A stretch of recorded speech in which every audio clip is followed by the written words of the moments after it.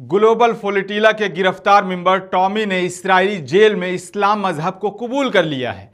बताया जा रहा है कि फ़लस्तीनी जनता पर जारी इस्राएली अत्याचारों को करीब से देखने और मुसलमानों की इंसानियत, सब्र और कुर्बानी से प्रभावित होकर उन्होंने इस्लाम मजहब अपनाया है।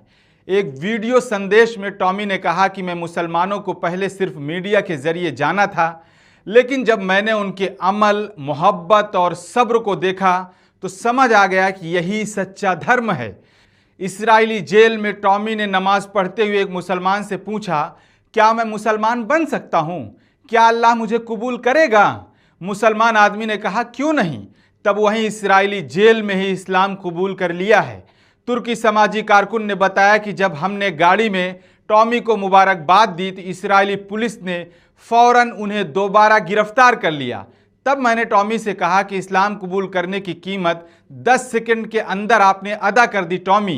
ये खबर तुर्की के सदर तैयब रजब एर्दोगान की बेटी तक पहुंची, जो एयरपोर्ट पर ग्लोबल फोलिटीला के लोगों का इस्तकबाल करने के लिए वहां मौजूद थीं। अब टॉमी का सफ़र अंधेरे से रोशनी की तरफ शुरू हो चुका है। वो कहते हैं कि मुझे ऐसा लग रहा है जैसे मैंने दूसरा जन्म लिया हो।